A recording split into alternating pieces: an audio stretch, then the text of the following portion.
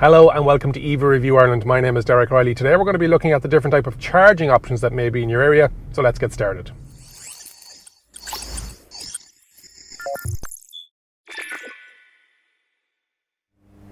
So this is the charging option that I have in my the underground car park that I live in. You can see lots of cars and what the management company or the person who built, potentially the management company, what they have done if they have put a charging spot. That's the car opening and closing there, and then a charger here. So this is based off an app, and so it will, you put credit onto your app and you can charge it up. What they've also done is they're also trialing. When I moved in first, I noticed this pillar here, and with this pillar here, I'll stick a picture in. What they were trialing were some units, one on each side. And so these 4 bays, if everybody had an EV, how would they retrofit the car park? So it was great to see that they're again trialing out options when more and more cars become electrified and more people will want the option of charging their car where they are. I know that I'm lucky to have these options on where I live, but I think you should talk to your management company and talk to the owners of the apartments to see if you can get something like that in if you haven't got it already.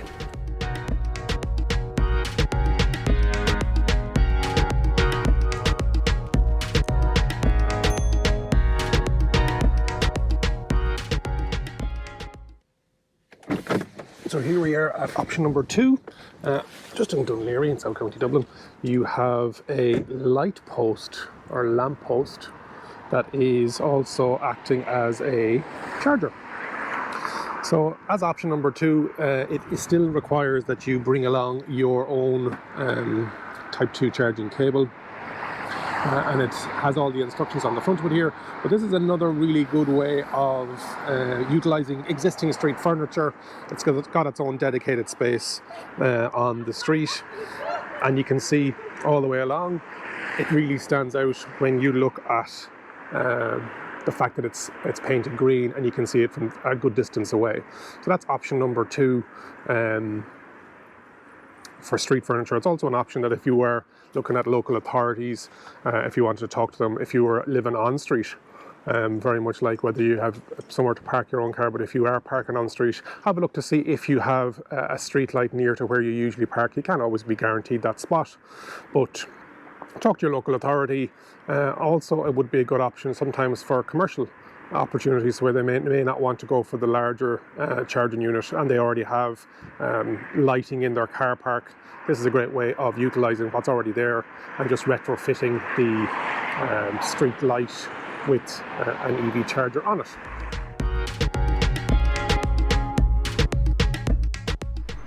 So this is a unit that we're very used to around the country.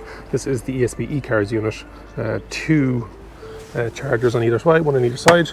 And obviously the double then green bay, not always painted green on both sides, but this is one that has been state funded, so you'll see more of a nationwide rollout on these in more public areas, and so this actually has been updated. This is a 22, you can see it down here, and this works on a tap card and also on the app. So this is the eCars street charger.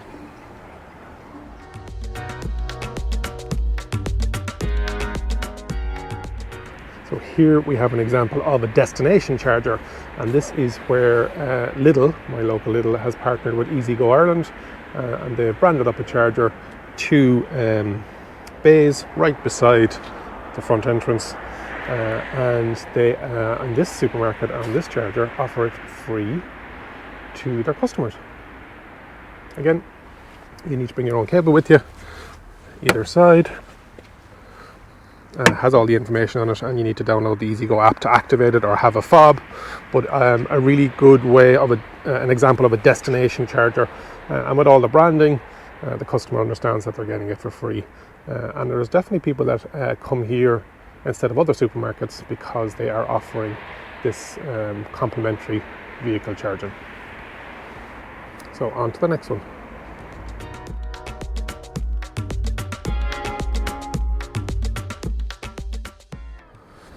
So here we have my local Aldi, right beside the Lidl actually, here in Glenageary, and you have 2x2 bays.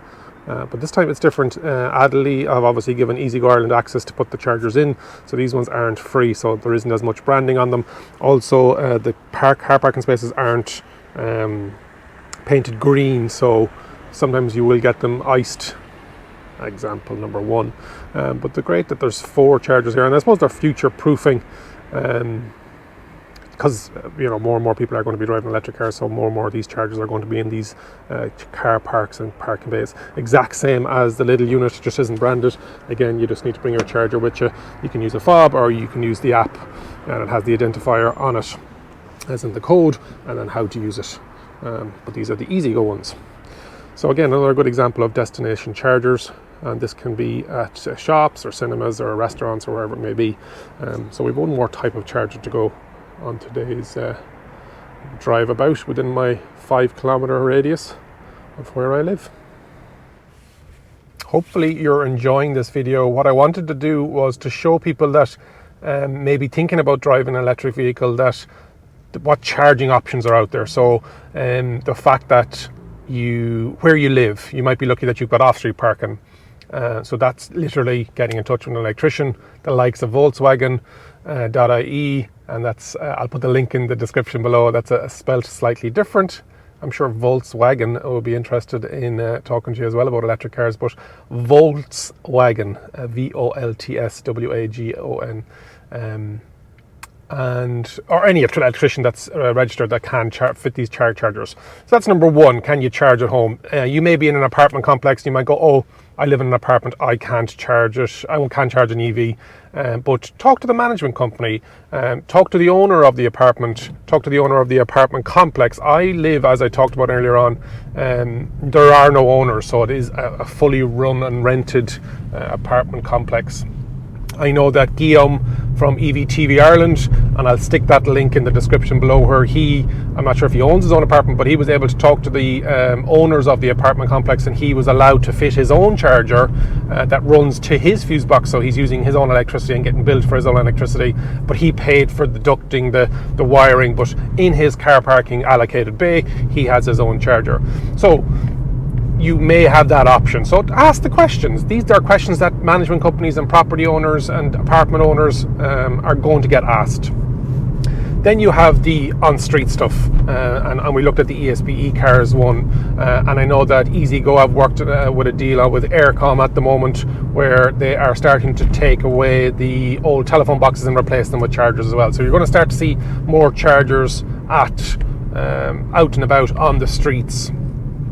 And then the ones we've just after doing there now, so the Lidls and the Aldis and other destination chargers, you're going to be in the premises for whether it's having a meal, whether it's doing your shopping, as I said, whether it's going to the cinema for a while, and that business has decided we're going to put the infrastructure in, or we're going to allow a company like EasyGo or whoever it may be to fit that or install that charger in that location. Some of them offer it for free, like we have with the Lidl example in my neighbourhood, and then you have others like the Aldi example in my neighbourhood, where there's a charge. I know that Tesco are after doing a deal with eCars where they are installing chargers, but there will be a charge as well, so it's not complimentary. There are discussions on whether a complimentary charger is a good thing or not. That's totally down to the business. Some people don't like it because they want to, people should value the infrastructure and also the cost of electricity, but that's a business decision whether they give it away for free or not. And then the last one that we're going to now is not as frequent around the place, but it would be a charger where if you needed a quick top up and you were going a longer distance, that it will give you that. So this one I'm going to next is a 50 kilowatt charger. So hopefully you're enjoying this not a review, it's just a conversation about the different types of EV charging. And I know there's going to be lots of comments, and I want a lot of interaction. We want that education piece. I know that the charging network could be better. You don't have to say it. We shouldn't be reliant on the state-funded eCars one.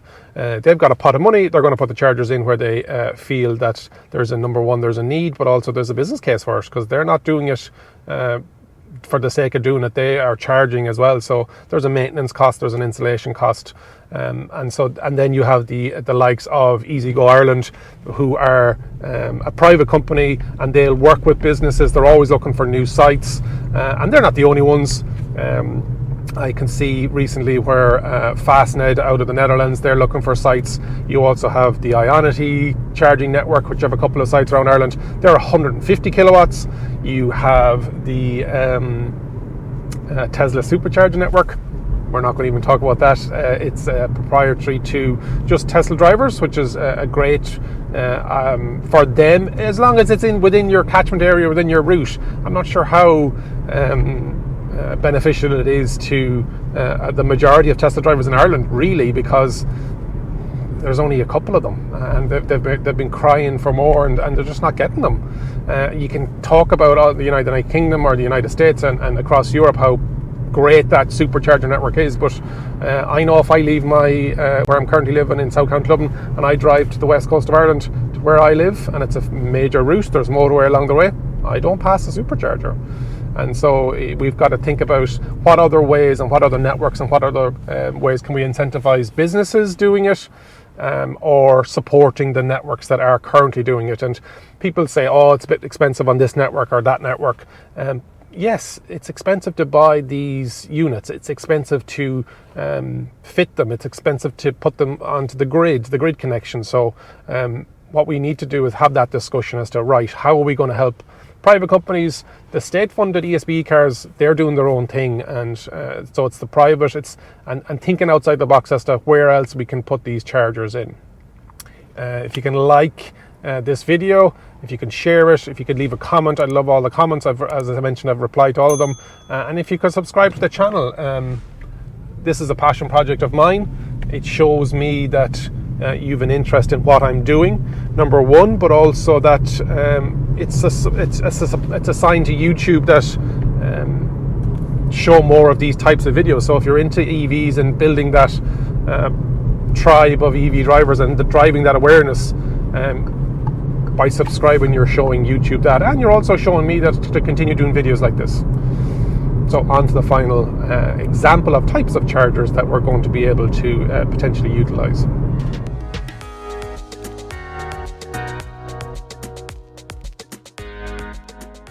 So here we are at the final type of charger that I've got within my 5 kilometers, and this is a 2-bay, getting a bit of an old unit now. So you've got one CCS type charger on it, you've got the CCS at CHAdeMO, and then you've got the regular.